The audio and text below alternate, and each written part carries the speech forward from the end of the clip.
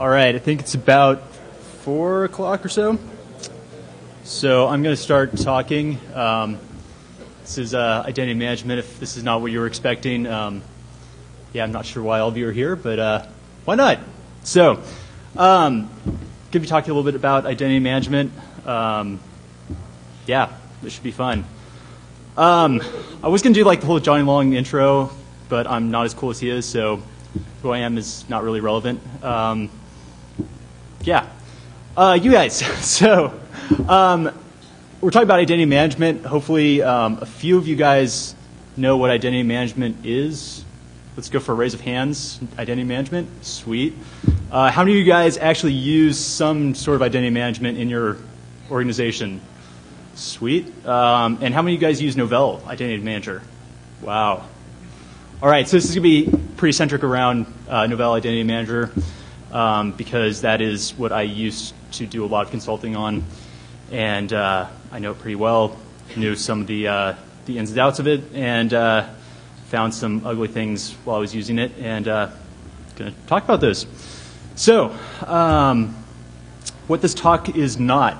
Is there anyone from Novell here? Sweet. Sicko. If Novell happens to be downloading this talk later, what's that? Is there any press here? Is that what you mean? I'm sure there's press here, and so oh well.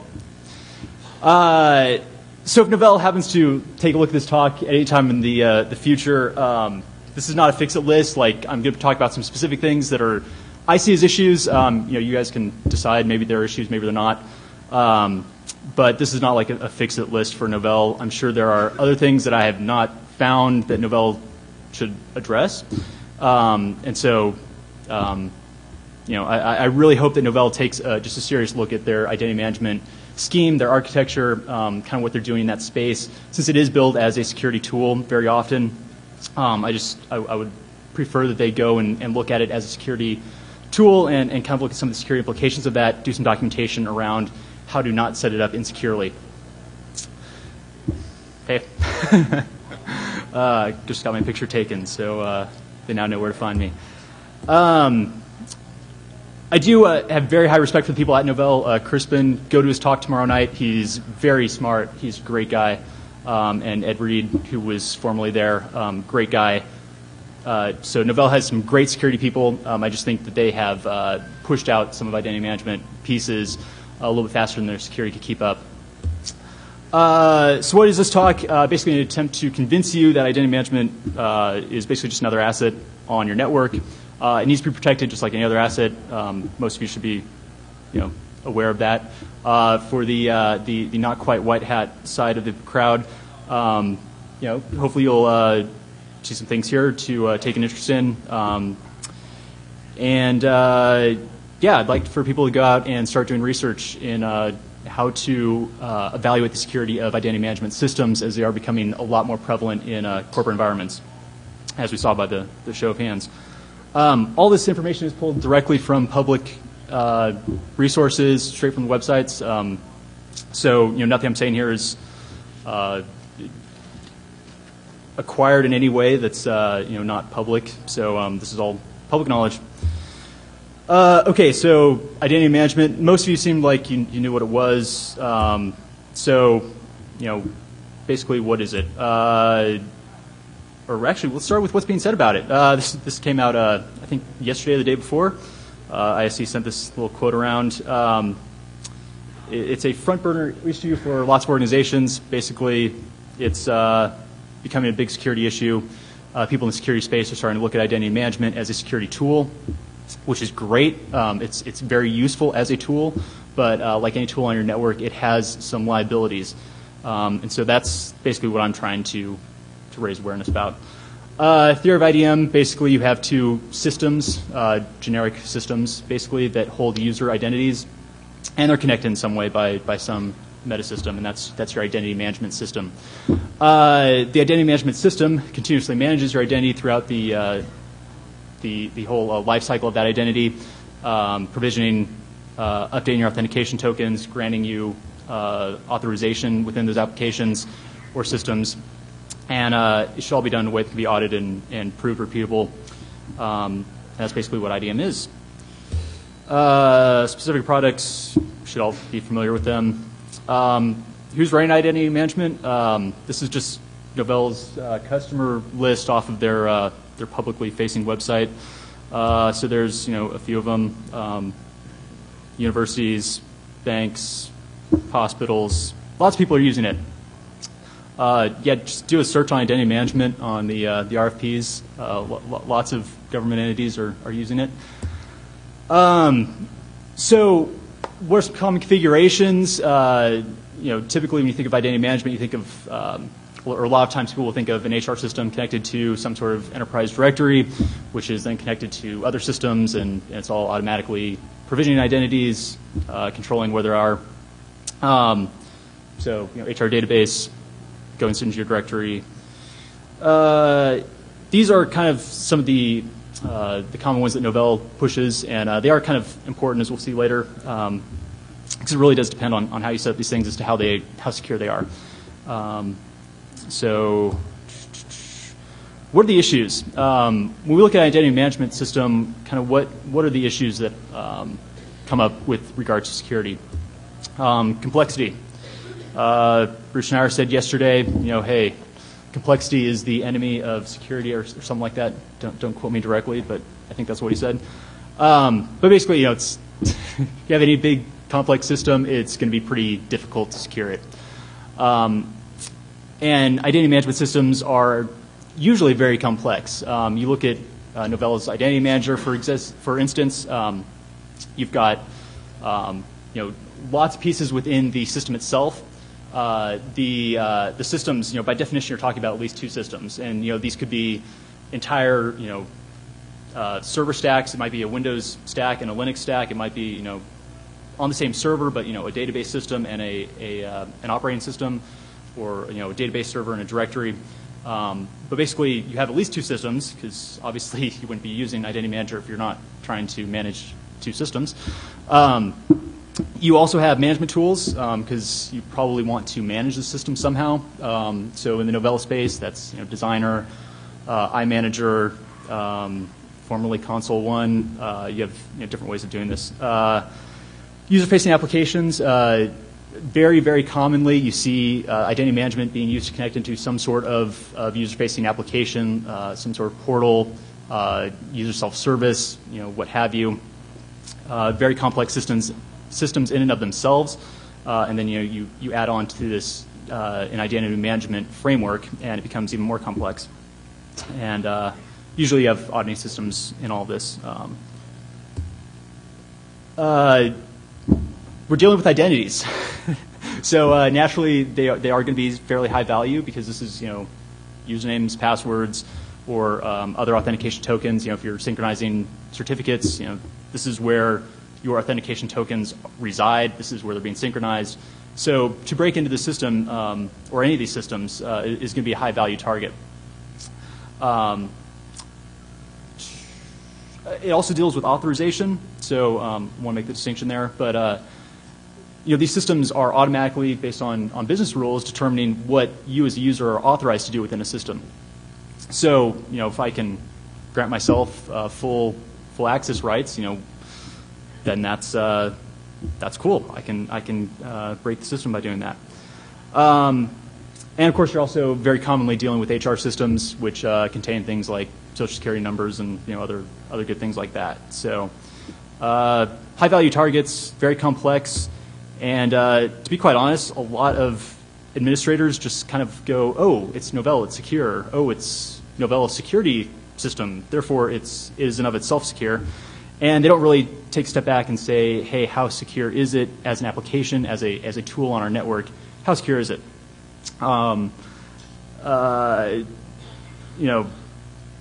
Best practices are out there for securing identity management. You can go download that off of Novell's website. Sometimes they conflict, and oftentimes they're very incomplete, I've noticed, as I've gone around set up systems, and as people have downloaded the best practices. So a lot of times people just don't really lock these down very well. So basically all I'm saying is it's a liability on your network, not a control. So let's look at the security of it. High target for attack. Okay, so if we're actually going to exploit this, by the way, I should say I'm trying to get through like all the talking about things in about 20 minutes, and then we'll have about 30 minutes of some demos, and then we'll be done with it. So just some theory of exploiting it. Basically, how do you leverage complexity? Or, sorry. In a complex system, you want to leverage that to your advantage. If you have lots of systems, these are usually in very large environments with very strict change control. So really, the defender is at the disadvantage. The attacker is obviously at the advantage. Nothing new here. It was very much, or identity management very much is kind of a hot topic right now.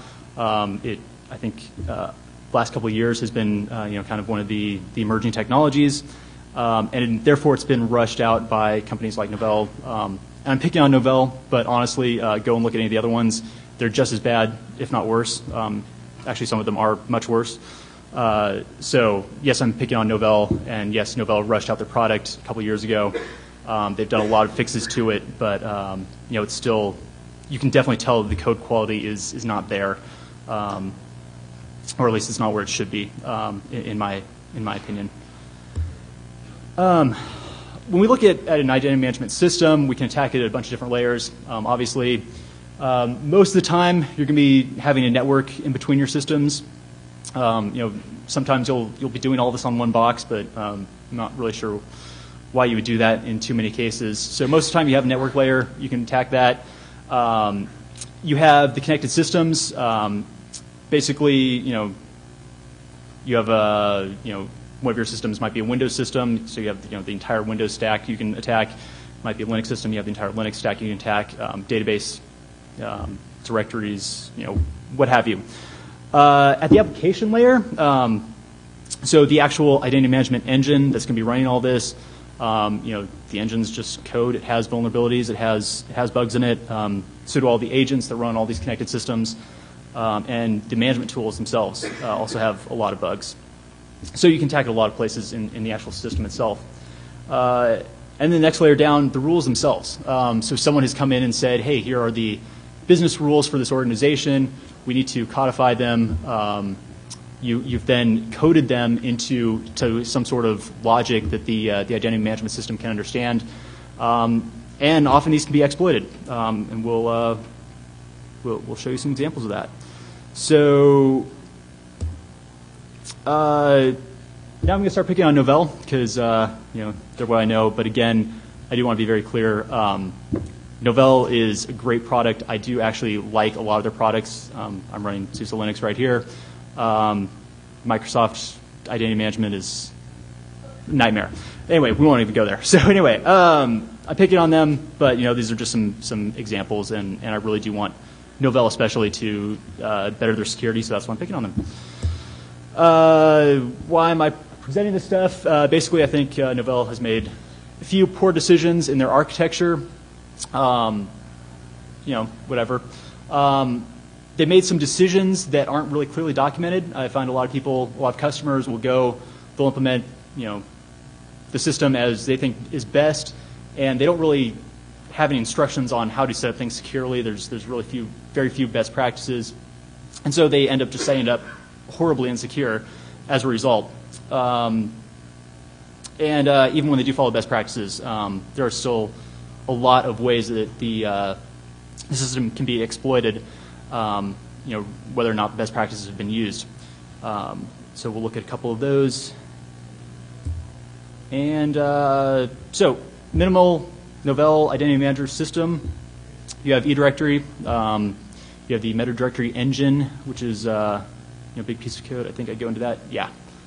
So I'm going to cover all these more in depth. Meta directory engine is basically a set of Java libraries or native code libraries, depending on the exact platform. eDirectory loads them in, and it does a bunch of rule processing and stuff for you.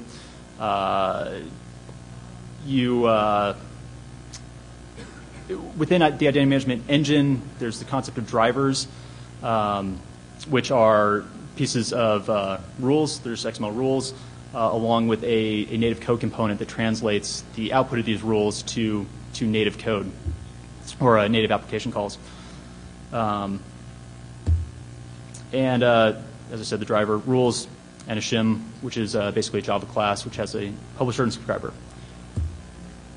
All right, remote loader, because it is running on a remote system, it does have a lot of interesting characteristics. So the remote loader is basically a miniaturized, actually it's not a miniaturized engine, it's a application that loads the shim in so that it takes XML and translates it to native application protocols, and basically connects to the IDM engine through over the network. Password authentication for it, and it uses an XML-ish protocol to communicate with the engine. So hopefully as you're sitting there, you're kind of getting an idea of how complex these systems are, if you weren't aware of it. So how are these systems typically used? Basically, you kind of have your standard HR database, often running on a Windows platform or an Oracle platform, something like that. Usually has a remote loader out there, which is basically sucking things out of HR, putting that into some sort of enterprise directory, or putting it into your E directory in Novell's case, and from there you're synchronizing out to different directories, different applications, that sort of thing. And there's usually this flow from HR to the Identity Vault, and then you synchronize from there, which has its own security implications. I mean, spot where your security concerns would be. Another common configuration, basically, you have Novell admins that do all their work in your legacy NDS tree. That gets synchronized to a meta directory, and then that gets synchronized out to some sort of self-service portal, what have you. This is a fun one, bringing Novell into an Active Directory environment. Some CTO says, hey, we're going to start doing Novell stuff, and so the Windows admins keep doing everything in Active Directory, and it automatically synchronizes over to your Novell directory. But this has some common. I mean, there's some problems with this, right? Because is Active Directory and E directory equally secure? They can be. I think there are ways that you can set up Active Directory to be secure. I was back when I was working for a consulting company. We went to a bank where it had this exact setup. We didn't know it at the time. It took us about 45 minutes to compromise Active Directory, get an admin there. That's because 45 minutes because I had my firewall on my TFTP server. It took us about half an hour to figure that out. So we got domain admin on Active Directory. Couldn't figure out how to get into E directory. We're sitting there banging on it. So we tried the admin user that we created in Active Directory. We thought, hey, why not? Let's give it a try. And lo and behold, it was there. Automatically synchronized across. So we actually had an admin user in E directory as well as an admin user in Active Directory because Identity Management System had very nicely synchronized that all across. So that's just something you have to keep in mind of, when the further upstream you're going with your identities, the more careful you need to be about how the systems are going to be broken into and protect them better, or put in business rules to protect yourself when they do get broken into. So choosing your targets, obviously, aim high in the identity flow because you're going to have better payoff. If you compromise the HR database, then you can basically create any user you want in the system. Whereas if you're just compromising one way down at the end, who knows, maybe it might synchronize back up, might not. But this is going to be different from every environment, so I'm not saying I'm not making any blanket statements about the how you need to set out your network. But you just need to make those decisions, keep those security implications in mind as you're laying out your network. Just real quick, wanted to go over the security best practices from Novell. There are some really good ideas here, things you really need to do, and some things that really don't help you at all. So their number one thing, use SSL. Absolutely, use SSL. It makes it a little bit harder to do certain types of attacks. It makes it impossible to do other types of attacks.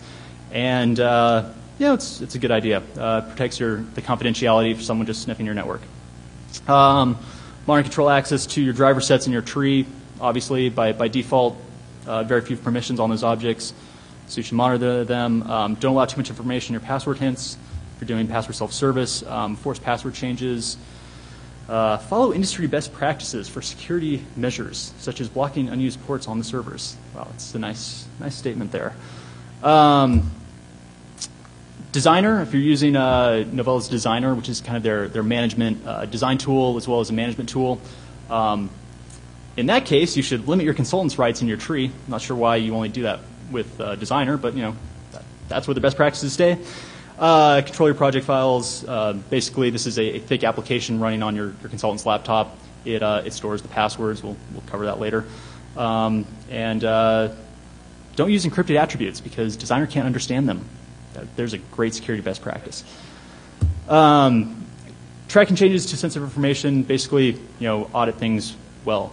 All right, so that covers the theory. Exactly 20 minutes. Let's talk about how we would actually go about doing some bad things to one of these systems. What would be the goals that we're trying to do? I mean, we talk about exploiting a system. What are we actually trying to do? Someone yesterday was talking about how the goal of your exploit is the data. I think it was H.D. Moore's talk. Excellent. The goal really is your data. I mean, it's whatever data you're trying to get at within the system. But to get at that, you need identities, you need authorization, and that's what you're going to be attacking the identity management system to get. So one goal is to just gain an identity. If you can create your own user, great.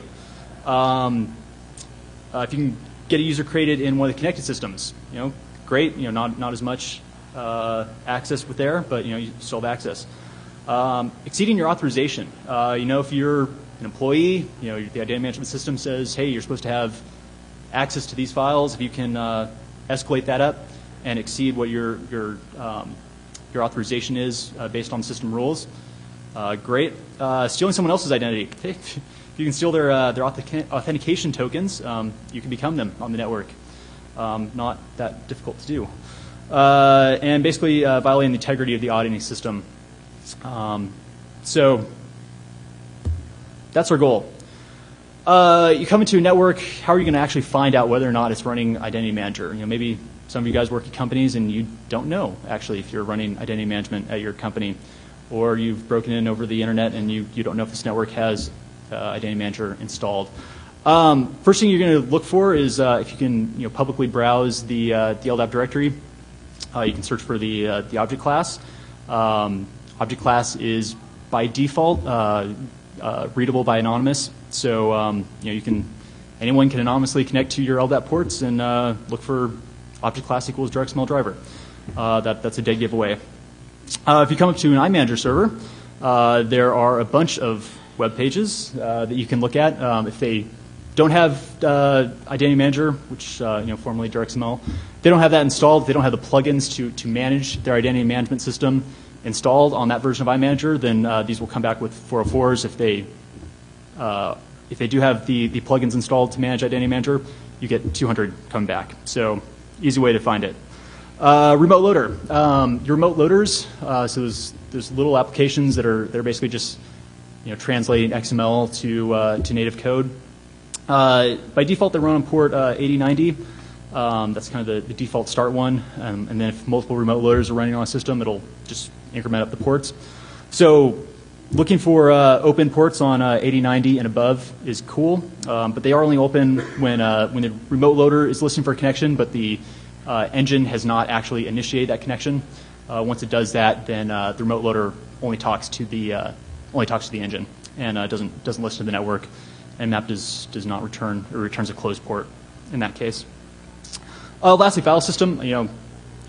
I don't know how many people have access to their Linux servers that are running directories, but if you do, userlib direct-XML or cnovell remote loader, just two of the places you can look to find the installation. So these are complex systems, lots of systems involved. Obviously, you can do Windows exploits. Name an exploit, and you can probably exploit a component of an identity management system. but nothing new there. Exploits in the actual identity management system itself. So in the actual code that manages the identities. That was interesting to me.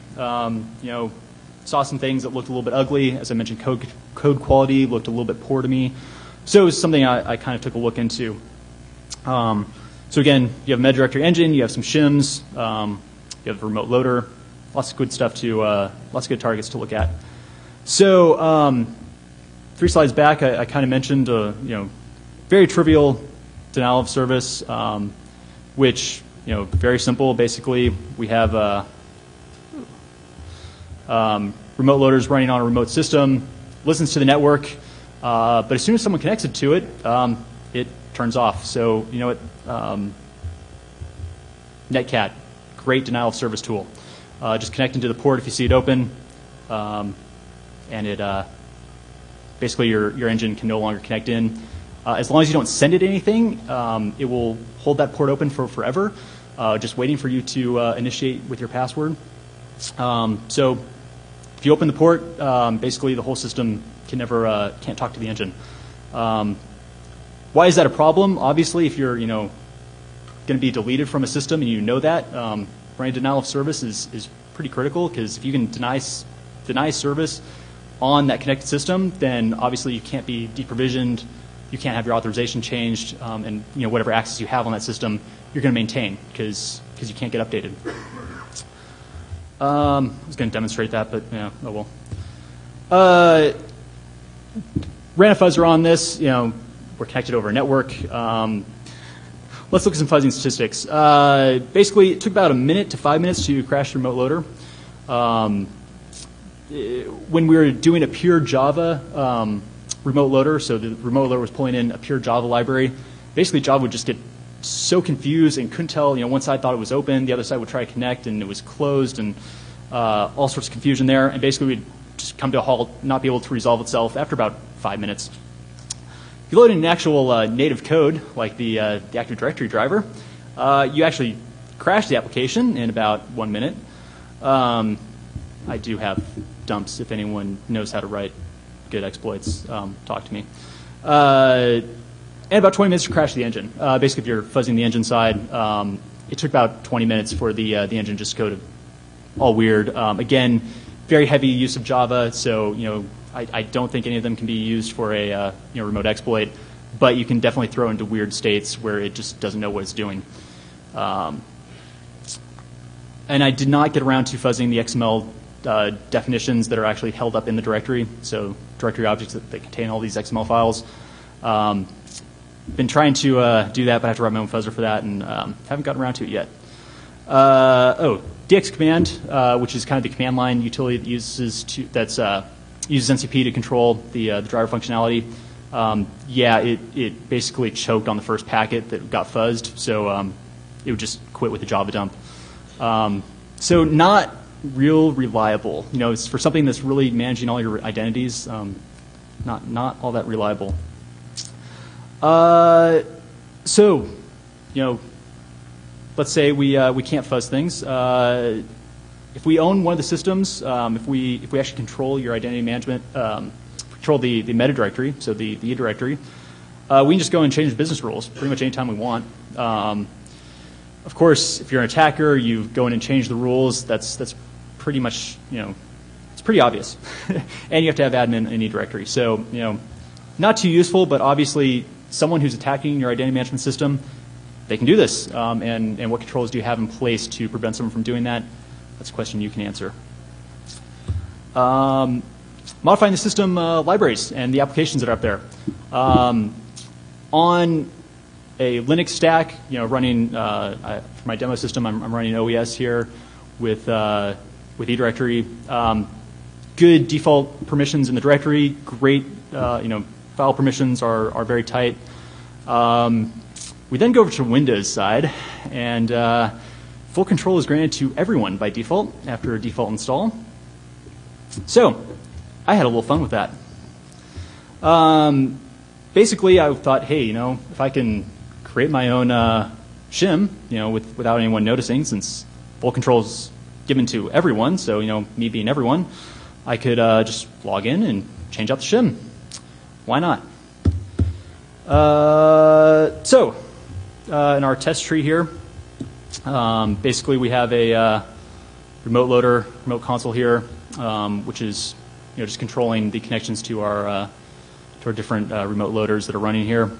One of them is conveniently named driver to be Trojaned, which is just a limited text driver. It's up there in our tree. I can yeah, wrong way. So it's just a driver running in my tree. So what do we do? Basically, when the remote loader starts up, it reads the Novell remote loader lib directory, pulls in every single jar file, uses that as your class path, and then if you look back at any of your the properties of any of your remote loaders, the Java class that's supposed to be called to initiate this shim, it's listed right there.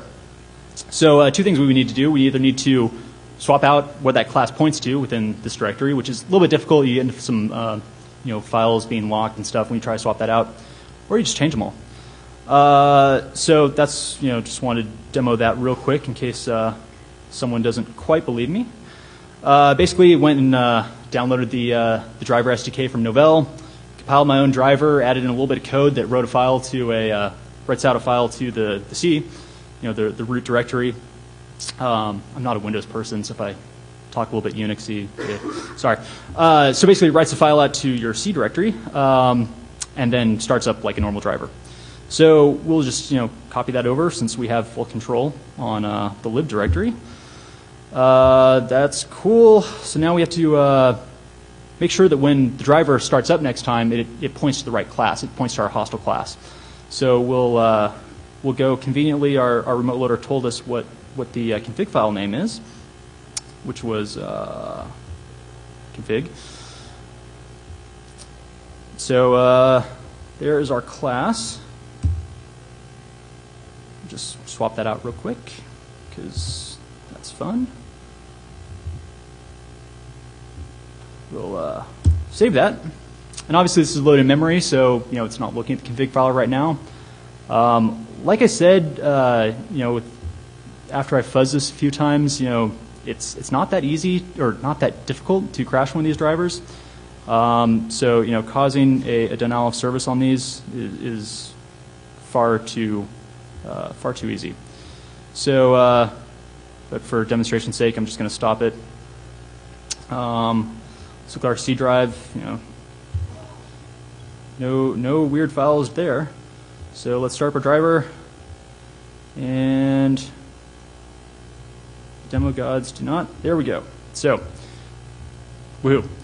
Basically, what it did: start up the driver, my custom driver, wrote out a file to the C drive, and it's running in its local system. So basically, you can do whatever you want. Is some admin actually going to notice this? They would get in their log files that hey, maybe the remote loader restarted. That's about it. So that was fun. Go build your own by go downloading the SDK. Just use Ant to build the default examples there, and add in wherever you want. So we wrote our own shim. Can we write our own remote loader? That might be possible. I looked at that, said, hey, basically the engine is going there. It's it's given the IP address or the DNS name of the remote side. Can we write our own that's gonna mimic that and do some password stealing? I tried it out. One of the things I'd overcome was basically they recommend to use SSL on this, but kind of get to that. They use it in kind of a weird way that basically SSL is used to authenticate the engine, but it's never used to authenticate the remote loader. So even if we're using SSL, we can get around that because it's not cryptographically protected. It's just authenticated by password. And there's basically two different passwords that are used: your driver object password and your remote loader password. Your remote loader password is actually used in two different ways. One for the command, the little command window that actually controls the driver, and it's also used for the engine connecting in. So pictorially, hey, your remote loader's there, listens to the network, cool.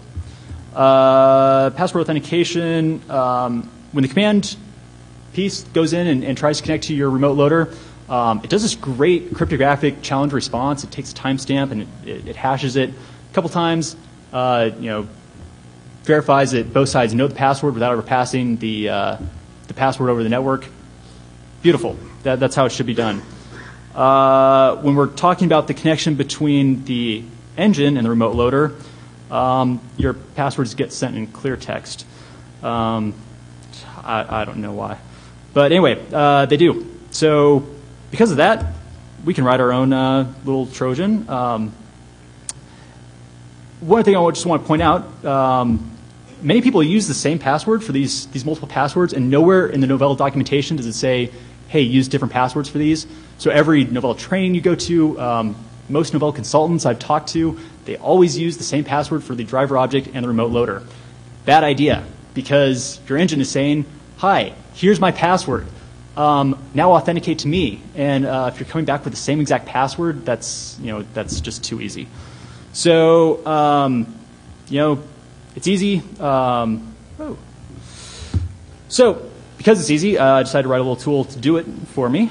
Have a little server I'm going to start up. And then the other thing I need to do is basically, there are many different ways, ARP spoofing, DNS redirection, plenty of ways that you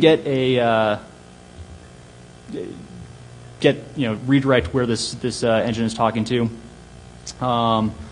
For demo's sake, because the demo gods hate me, I'm just going to go in and change the IP address if it ever decides to load.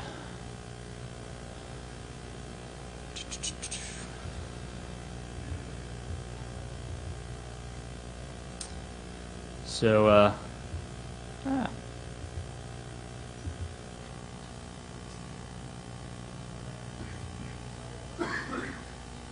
So formerly we're connected to our remote loader directly. I'm just going to change that to go to my server, which 10.4. And so as soon as you make a change, it's going to restart the driver. Woohoo. And let's go see what we got. We didn't get anything. There we go. So basically, it was just listening to the network. The engine said, hey, here's my remote loader password, and please authenticate me and start talking to me. I basically said, great, thank you for that password. I'm going to turn around and use that, just try and use that for my, my driver object password. And so I passed it back using the right protocol, and it gave me a success message, so I know now that my passwords are the same. And it prints out here. This little tool here will be up on, or will be pointed to, I haven't quite figured out a good place to host it yet, but I hate novell.blogger.com. I'll put it up there. SSL, again, I'm just going to mention, Novell does some great things with cryptography, and then every once in a while you just wonder what were they thinking. So they've made it very, very difficult to talk to remote loader as a fake DirectML engine. But it's really easy to talk to it as a fake remote loader because there's no cryptographic authentication of the remote loader. It's physically impossible to load a certificate up on the engine side. And so that makes it all possible. However, they do use a really funky version of TLS, so I'm still kind of working out that to get this tool to run under SSL, but it should not be a problem. Like I said, it is possible. Okay, using the rules. Basically, to actually figure out how you're going to use rules to your advantage, you have to know what rules are up there. Fortunately, you can just do an LDAP search anonymously on your directory tree, and by default, you can get back the names of all the drivers because it's in your CN, it's in your RDN. So pretty much anyone can go there and read what rules you have defined for your IDM installation, and they can compare those to the default rules because most people they download the drivers from Novell, they use most of the default rules, they change a few, and so people can basically read what your business logic is based off of just an anonymous search of your tree, unless you turn that off, which I highly recommend. So, for example, if I go up and read that you have an Active Directory driver up there, and I know that Active Directory driver by default matches on full name, and I can control one side. Obviously, I can start exploiting that by exploiting the default business logic that Novell gave you. And obviously, if you have some custom logic in there, I'm not going to know that as an anonymous attacker, but as a reasonably tech-savvy person in your corporation, I can probably make some good guesses at it. Exploiting the rule processing. This is another fun one. Basically, your shim is taking XML code, translating it over to native application calls, and different drivers handle it differently. Every single one of these shims is written by a different person. You have vastly different code quality. I happen to have done a lot of work with the JDBC and doing database connections, so I had some fun with it. Yeah, basically by default, if you just do a default install of the JDBC driver, this nice little rule comes in there where it takes your common name and uses it in an update statement on your SQL server, running as DBO. So hopefully most of you get where I'm going with this. And within the next 10 minutes, we will quickly demonstrate a SQL injection in DirXML processing. So have a little table here. This is my default database. Basically just a default install of the database straight from Novell, so you can go and duplicate this yourself. Add it in this little table for my little proof of concept. I'm now going to add in a user, there we go, to my directory. That one guy had a few special things added to him. And let's see, so got a few errors. And in this table, hello DEFCON, yes, we have SQL injection in your driver. This is a default driver from Novell. So anyone using the default driver from Novell should check up on this. SQL injections. Last one, passwords. A couple different places that we deal with passwords. Obviously, a lot of people use identity management for passwords. Don't use passwords. Okay, I can't say it enough. Do not use passwords. They are the weakest form of authentication, but unfortunately, a lot of you have to use them, so you don't have a choice. So let's be careful. We'll at least know where your passwords are going. Using identity management for Active Directory, on the Windows side, you're going to have a password filter, which is basically just a little DLL that you've put in Active Directory, which says, hey, every time someone changes their password in Active Directory, write it out to this registry key. It does encrypt it. So if you go and look at it, Novell has not. I couldn't find out from Novell publicly how that encryption worked. So all I can say is it is encrypted. Go and look at those keys yourself if you can find a way to decrypt it. Cool. Write a utility for it. Universal passwords. So this is actually where my dislike of Novell started, and I have a rocky history with them as a result.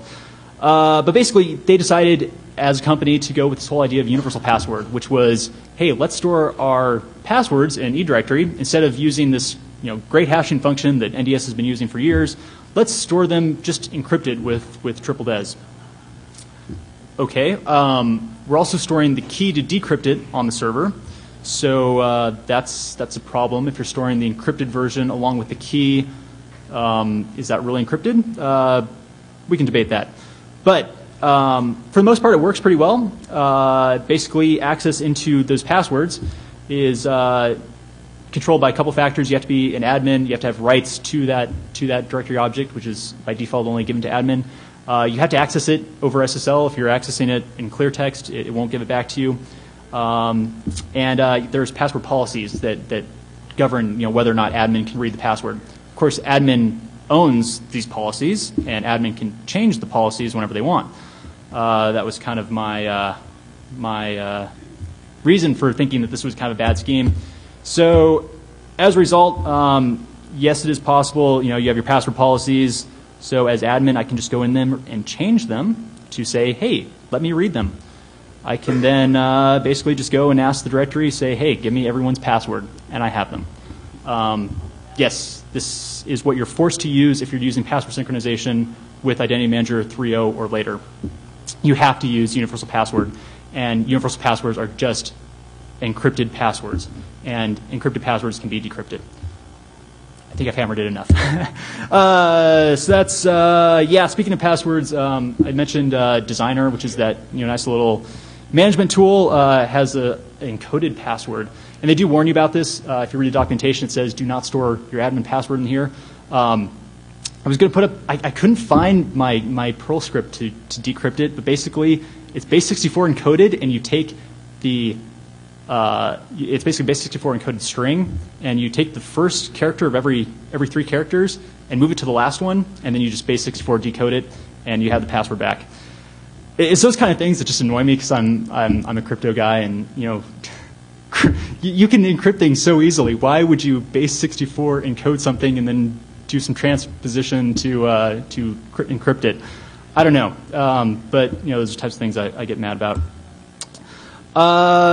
So coming up on the end of this talk, I just wanted to say, whoever wrote The Art of Fuzzing, your proxy fuzzer is my friend. I found that tool. I love it. Great tool. Nice little Python script. Does great for fuzzing network connections.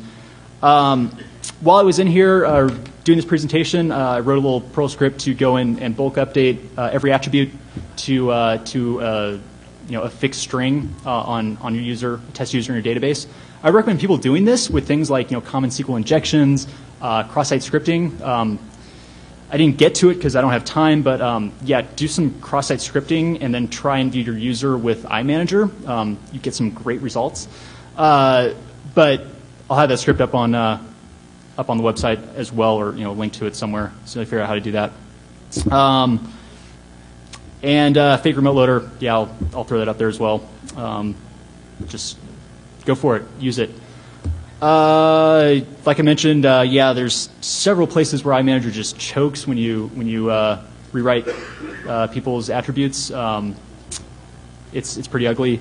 Novell Audit, another good application in theory, bad in implementation. Sorry, there's just been lots of bugs in implementation. And fortunately, it's been replaced by Novell Sentinel. So cool stuff. Really easy to fingerprint your drivers. User application. This is a huge application. It's your Linux server running JBoss with this entire portal application on top of it. It's kind of the new Identity Manager 3, if you're familiar with Novell. It was one of the big selling features of IDM 3. And basically, again, it was just not the highest code quality. Lots of ugly things in there in the whole implementation. And I don't even have time to do all the write-ups on those, but maybe next year. And then Designer, I haven't even started looking at Designer yet, other than the little password thing. So lots of work to be done. Basically, I can't find anyone else out here who is doing research on the security of identity management systems. So if you're out there, please talk to me because I'd love to bang some ideas off you. But yeah, I'm out there doing it by myself at the moment and would love some help. We don't really have much time, but basically, whatever background you come from, you guys might think I'm crazy. Maybe I am crazy. Maybe I just think this is bad design because some personal flaw, but I don't know. Maybe I'm way off. Maybe I'm right. Who knows? You guys can make up your own mind. So conclusion, hopefully all you guys who raised your hands saying you're running Novell Identity Manager, you're aware of some ways people might exploit your system. Maybe you can go back and just put on your security hat, take a look at your system, and remember it's not invulnerable. Yeah, I hope Novell takes a look at their own stuff, and I really do hope someone out there sees it. And I have 1 minute, and someone else comes joins me doing some fun stuff. That's it. I have some more stuff I skipped, but that's what the Q&A room is for afterwards. So, thank you.